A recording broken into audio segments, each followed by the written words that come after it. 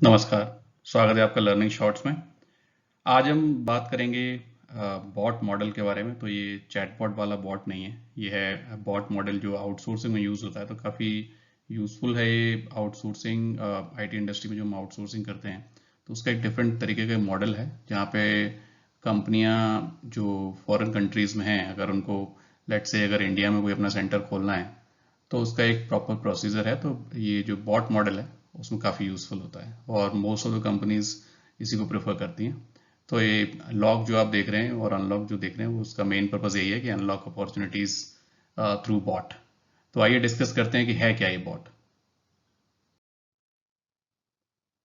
Bot जैसे कि BOT, build operate and transfer. तो इसके 3 फेजेस होते हैं और जो कि हम नेक्स्ट स्लाइड में डिस्कस भी करेंगे डिटेल में कि क्या बिल्ड फेज में क्या होता है, ऑपरेट फेज में क्या होता है और ट्रांसफर फेज में क्या होता है। तो बेसिकली अगर अगर इंट्रोडक्शन की बात करते हैं तो बॉट मॉडल आपको अलाउ करता है, जैसे अगर आप मान लीजिए यूएस की कंपनी है और अगर आप इंडिया में एक सेंटर खोलना चाहते हैं, चाहे वो कॉस्ट के रीजन से हो या टैलेंट एक्सपेंशन के पर्पज से हो या किसी और पर्पज से हो। तो अब आपको इंडिया का ना कल्चर पता है, ना ही इंफ्रास्ट्रक्चर के बारे में कुछ पता है, ना लीगलिटी के बारे में कुछ पता है, और आपको ये भी नहीं पता है कि हाँ कितने एक्सपीरियंस और कितने लोगों को क्या पैसा देना चाहिए, क्या सैलरी देनी चाहिए, राइट। तो लोकल मार्केट का कोई आइडिया नहीं है। तो ये बॉट मॉडल्स में काफ़ी यूजफुल है। तो जो कंपनियां होती हैं जो बॉट मॉडल में ऑपरेट करती हैं, आउटसोर्सिंग सर्विस प्रोवाइडर्स होते हैं, जो पेरेंट कंपनीज को एक सेंटर ओपन करने में उस कंट्री में या उस लोकेशन पे हेल्प करते हैं। तो हाई लेवल पे बॉट मॉडल ये होता है। तो आइए इसके बारे में डिस्कस करते हैं नेक्स्ट स्लाइड्स में, सारी जो तीनों फेजेस हैं उसके बारे में। तो पहला फेज जो है इसका है बिल्ड फेज। तो बिल्ड फेज जैसा कि नाम से ही पता चल रहा है कि पहले कुछ बनाना है, राइट। तो जो सर्विस प्रोवाइडर होते हैं, पहली बात तो ये है कि आप जैसे कि अगर आप मान लीजिए यूएस की कंपनी है, तो आप इंडिया में अगर सेंटर खोलना चाहते हैं तो बहुत पुराना जो ट्रेडिशनल मॉडल होता था वो सर्विस कंपनीज के थ्रू आईटी आउटसोर्सिंग होता था, जिसमें स्टाफ ऑगमेंटेशन होता था। कंपनियां बिलिंग करती थी और जो बाहर की कंपनियां हैं वो उनको जस्ट टिपिकली इनवॉइस पे करते थे, लेकिन मतलब आप ओन कुछ नहीं करते, उसमें आपका प्रोजेक्ट की डिलीवरी हो जाती है। लेकिन अगर आपको इंडिया में या किसी कंट्री में अगर सेंटर खोलना है तो उसका मेन है कि आपको अपनी एंटिटी भी इंडिया में रजिस्टर करानी पड़ेगी। जिस कंट्री में अगर आप खोलना चाहते हैं तो आपको उसके लिए एक सर्विस प्रोवाइडर सर्च करना पड़ेगा जिसका काफ़ी अच्छा बैकग्राउंड है और काफ़ी उसने बॉट मॉडल ऑपरेट करके कई कंपनियों के सेंटर्स एस्टेब्लिश किए हुए हैं। तो मतलब बहुत सारी कंपनियां हैं। तो एक पर्टिकुलर कंपनी का नाम यहाँ नहीं लेते हैं, कोई फायदा नहीं है उससे, ऐसा लगेगा कि हम किसी की एडवर्टाइजमेंट कर रहे हैं। तो बहुत सारी कंपनियां हैं ऐसी। तो बेसिकली जो अगर मान लीजिए आपने सर्विस प्रोवाइडर आइडेंटिफाई कर लिया अपने नेटवर्क के थ्रू या फिर जो भी आपने इंटरनेट के थ्रू या सर्विस के थ्रू, बहुत सारी कंसल्टिंग कंपनीज भी हैं जो प्रोवाइड कराती हैं कि हम आपका सेंटर इंडिया में खुलवाएंगे, आपके लिए बॉट सर्विस प्रोवाइडर आइडेंटिफाई कराएंगे। तो बहुत सारे तरीके हैं आइडेंटिफाई करने का कि बॉट सर्विस प्रोवाइडर कैसे सर्च करना है। तो बिल्ड फेज में बेसिकली सर्विस प्रोवाइडर जो है आपके लिए ऑफिस सेटअप करेंगे, ऑफिस प्रोमाइसिस, इवन ऑफिस का स्पेस और लोकेशन। जैसे आपको विद इन इंडिया भी अगर बेंगलोर में सेंटर खोलना है, पुणे में खोलना है, हैदराबाद में खोलना है, नोएडा में खोलना है, कहाँ खोलना है, राइट। तो जिस लोकेशन पे भी डिसाइड करेंगे या मल्टी लोकेशन डिसाइड करेंगे तो उसके हिसाब से ऑफिस सेटअप करना, फिर वहाँ का आईटी इंफ्रास्ट्रक्चर सेटअप करना, डेटा सेंटर्स है या फिर कंप्यूटर्स हो गए, कुछ भी हो गया, मतलब जो भी इंफ्रास्ट्रक्चर जो सेटअप है, मतलब ये कंपनी ही करेंगी। आपको कोई टेंशन लेने की जरूरत नहीं है। फिर आता है जो टीम है, हायरिंग है बेसिकली। तो अब आप अगर आप मान लीजिए यूएस की कंपनी है या यूरोप की कोई कंपनी है तो मतलब it's very difficult to find resources कि यहाँ का मार्केट का टैलेंट कैसा है, कितनी सैलरी होती है, कितने क्या टीम स्ट्रक्चर चाहिए, कैसे चाहिए। तो मतलब ये जो सर्विस प्रोवाइडर हैं आपको लोकल टैलेंट पूल में से बेस्ट रिसोर्स हायर करके आपको देंगे। सैलरी आप जो डिसाइड करेंगे उसके हिसाब से दी जाएगी। और जो पेरेंट कंपनी है वो बेसिकली जो भी इनवॉइस है एक तरह से उसको बस पे करेंगे। और अगर इसको जस्ट रिवर्स साइड से देखें, अगर मान लीजिए आप पेरेंट कंपनी नहीं है लेकिन आप सर्विस प्रोवाइडर हैं बॉट के, तो ये स्लाइड आपके लिए भी यूजफुल है, जिसमें कि या फिर आप चाहते हैं कि हम एक बॉट सर्विस प्रोवाइडर बन जाए, तो बनना है तो कैसे बनना है। तो ये 3 फेजेस आपको समझना बहुत जरूरी है। आपका नेटवर्क भी अच्छा होना चाहिए जिससे कि आपको लीगल्स के बारे में अच्छी सी जानकारी होनी चाहिए, आपके अच्छे कॉन्टैक्ट्स होने चाहिए, ऑफिस सेटअप कैसे करना है, कोवर्किंग स्पेस में करना है या फिर प्रॉपर बिल्डिंग लीज पे लेके करना है, रिसोर्स हायरिंग करना है, तो आपको HR, admin, then technical team सब कुछ हायर करने हैं। तो अगर आपको खुद भी एक अपनी अगर मान लीजिए इस तरह की सर्विस कंपनी खोलनी है जो कि बॉट मॉडल में काम करती हो, बाहर की कंपनियों को इंडिया में ऑफिस ओपन कराने में हेल्प करती हो, तो आपके लिए बेसिक नॉलेज काफ़ी हेल्पफुल हो सकती है। तो आइए आगे चलते हैं नेक्स्ट फेज के बारे में। तो सेकंड फेज है ऑपरेट, राइट। तो ये ऑपरेट में क्या होता है कि पहले तो आपने ऑफिस सेटअप कर लिया और जो भी इनिशियल हायरिंग थी, एचआर, एडमिन और आईटी इंफ्रास्ट्रक्चर का सेटअप, पॉलिसीज वगैरह वो सब हो गया। उसका आता है ऑपरेट मोड, जहाँ पे आपको पेरेंट कंपनी ये बोलेगी कि अब ये प्रोजेक्ट्स हैं, अब आपको इस कंट्री से डिलीवर करने हैं। तो उसमें ओनरशिप जो है आपको पूरा ये है कि कंपनी जो पेरेंट कंपनी है, प्रोडक्ट की, प्रोजेक्ट की पूरी ओनरशिप उनके पास रहेगी। आपको ऑपरेट करना है, एग्जीक्यूट करना है उनके हिसाब से। एचआर की इनफैक्ट पॉलिसीज भी जनरली पेरेंट कंपनी इन्फ्लुएंस करती है। इसमें ऐसा नहीं है कि जो आईटी सर्विस मॉडल में कि अगर आप किसी सर्विस कंपनी के एम्प्लॉय हैं तो आप उनका लीव कैलेंडर फॉलो करेंगे या उनकी पॉलिसीज फॉलो करेंगे। बॉट मॉडल में आप पेरेंट कंपनी की एचआर पॉलिसीज फॉलो करते हैं। तो मतलब एक जो बॉन्डिंग है पेरेंट कंपनी के साथ वो थोड़ी सी बेटर होती है, और जो है एम्प्लॉयज़ को लगता है कि हाँ, हम किसी एक ऐसी एंटिटी के पार्ट हैं जो कि अब इंडिया में रजिस्टर होने वाली है, किसी भी कंट्री में रजिस्टर होने वाली है।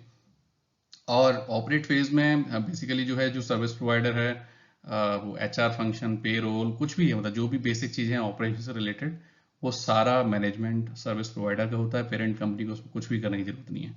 तो अगर आप भी इस तरह की कोई कंपनी खोलना चाह रहे हैं तो आपको ये समझना पड़ेगा कि नॉट जस्ट प्रोजेक्ट, आपके पास इस तरह की स्टाफिंग भी आपको मैनेज करनी पड़ेगी जो कि एचआर, एडमिन सब कुछ देख सके। दूसरा है जो भी बेसिक डिलीवरी के इश्यूज हैं, एसएलए हो गया, टाइमली डिलीवरी हो रही है कि नहीं हो रही है, तो वो सब भी जो हेडेक है वो पूरा सर्विस प्रोवाइडर का है। पेरेंट कंपनी का काम है उस एग्जीक्यूशन को देखना कि उनके हिसाब से प्रोडक्ट बिल्डिंग हो रही है कि नहीं हो रही है।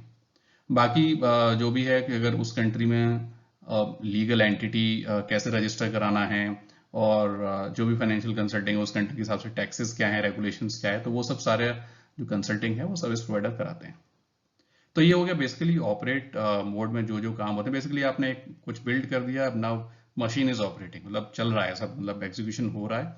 उसके बाद एक टारगेट सेट किया जाता है कि ये हम कब तक करेंगे, मतलब कंपनी का साइज 50 हो जाएगा तब हम उस कंपनी को, एंटिटी को रजिस्टर करके तब ट्रांसफर करेंगे, या फिर 100 हो जाएगा, 200 हो जाएगा। तो ये सब म्यूचुअल एग्रीमेंट पे डिपेंड करता है कंपनी किस स्केल पे उस कंट्री में एक्सपेंड करना चाहती है।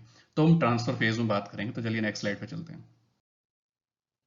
ट्रांसफर फेज जो है एक तरह से लास्ट फेज होता है इन तीनों फेजेस का बॉट मॉडल में, जिसमें जब लगता है कि दोनों कंपनी की म्यूचुअल एग्रीमेंट के हिसाब से कि अब ऑपरेशंस वाइज अच्छा हो गया है, कंपनी में थोड़ी सी स्टेबिलिटी आ गई है, विजिबिलिटी है कि एक्सपेंड करना बहुत ईजी हो जाएगा। तो दो तरीके होते हैं। एक तो ये है कि आप जो आपका बॉट सर्विस प्रोवाइडर था उसी के थ्रू आप स्टाफिंग कंटिन्यू रख सकते हैं, फ्यूचर की हायरिंग भी। और बाकी जब रजिस्ट्री जो जो एंटिटी है आपकी पेरेंट कंपनी की, वो जब रजिस्टर होती है, तो वो जो सारे एम्प्लॉयज थे जिनको बॉट मॉडल के थ्रू सर्विस प्रोवाइडर आपको दे रहा था, वो सारे एम्प्लॉयज अब जो आपकी जो कंपनी बनेगी, एंटिटी जो रजिस्टर होगी, उसके एम्प्लॉयज हो जाते हैं।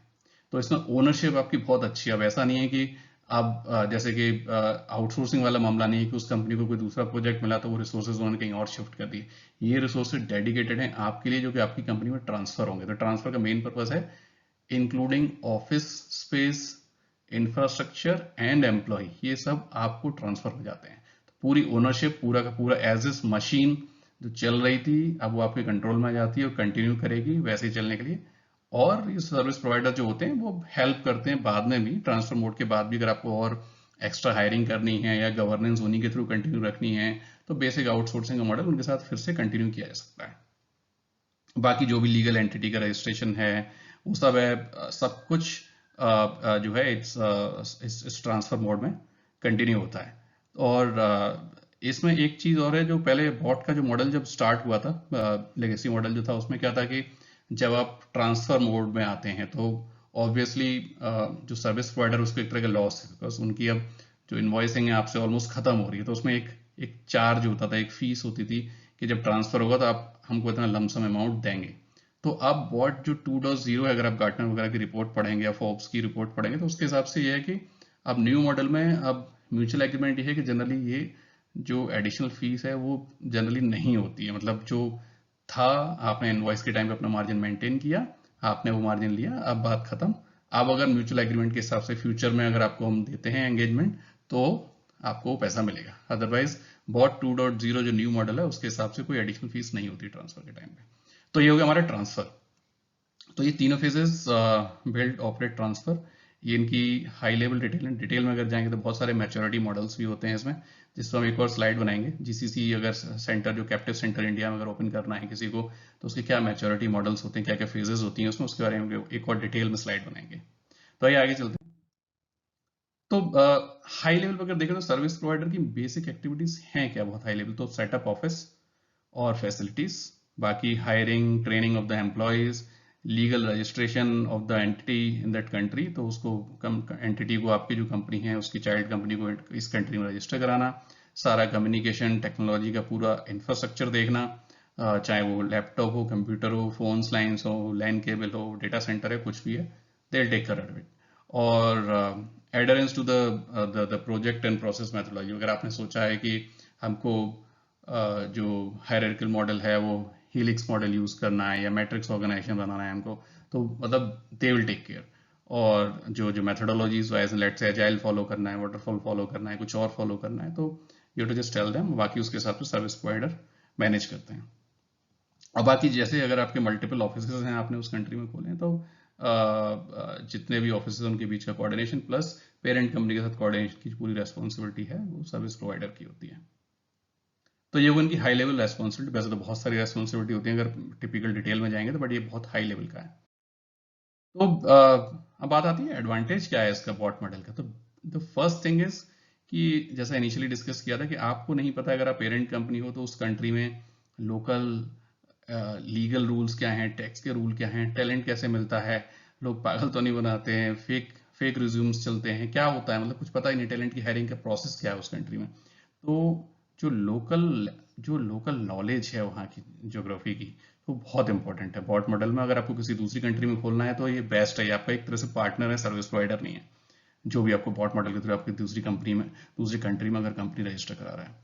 दूसरा, कॉर्पोरेट कल्चर के साथ बहुत अलाइनमेंट रहता है, क्योंकि पेरेंट बॉट मॉडल में मतलब टिपिकल आउटसोर्सिंग वाला मॉडल नहीं होता है, तो जो पेरेंट कंपनी के साथ जो बॉन्डिंग होती है एम्प्लॉयज की, प्लस द एचआर पॉलिसीज जो होती हैं वो पेरेंट कंपनी के थ्रू गवर्न होती है। तो कॉर्पोरेट कल्चर काफी अलाइंड रहता है। फ्यूचर में भी अगर उस कंपनी को आप जब एंटिटी रजिस्टर करते हैं तो किसी को ऐसा नहीं लगता है कि अरे ये मतलब ये कस्टमर कंपनी थी कि क्या था, मतलब बिकॉज दे फील कि यार ये तो हमारी पेरेंट कंपनी है और हमें इसके साथ काम करना है, तो बॉन्डिंग हमेशा बनी रहती है।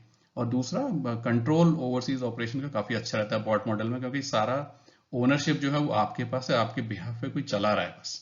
तो आउटसोर्सिंग जो टिपिकल सर्विस कंपनीज होती है वो वाला मॉडल अलग होता है।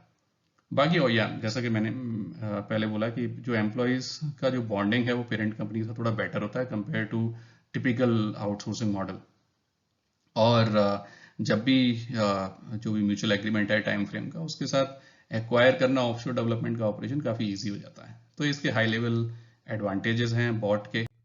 तो समरी वाइज ये है कि ऑब्वियसली जो कंपनीज हैं, मतलब उनको किसी कंट्री में ऑपरेशन करना है मैनेज, या फिर उनको अपना एक नया ऑपरेशन सेंटर खोलना है, या फिर अपना बिजनेस एक्सपेंड करना है, या फिर कुछ भी एक नई स्ट्रेटजी है, नया नया पूरा प्लेटफॉर्म डेवलप करना है, तो एक टेक्निकल टीम खड़ी करनी है, तो उसके हिसाब से ये बेस्ट मॉडल है। दूसरा, रिस्क शेयरिंग जो है वो थोड़ा सा बेटर हो जाता है, मिटिगेट, और time to market obviously faster है, बिकॉज कम टाइम में इतनी हायरिंग करना बहुत टफ होता है, जो कि आपका सर्विस प्रोवाइडर जो काफी हेल्प करता है। तो बेसिकली यही इसके एडवांटेज हैं। कम टाइम में, रीजनेबल बजट में आप एक डेवलपमेंट सेंटर खोल के और लेस रिस्क के साथ, ऑपरेशनल रिस्क के साथ आप अपना मैनेज कर सकते हैं। और अगर आप अपनी कंपनी खोलना चाह रहे हैं इस तरह की सर्विस कंपनी, तो आपके लिए ये सब नॉलेज जो है काफी बेनिफिशियल हो सकती है। तो आज के लिए बस इतना ही काफी। और आगे हम लेके आएंगे जीसीसी मॉडल्स के जो मैच्योरिटी मॉडल्स हैं, जो कि बॉट मॉडल का थोड़ा एक्सटेंडेड मोड है। तो नेक्स्ट वीडियोस में हम उसको कवर करेंगे। आज के लिए इतना ही। Thank you.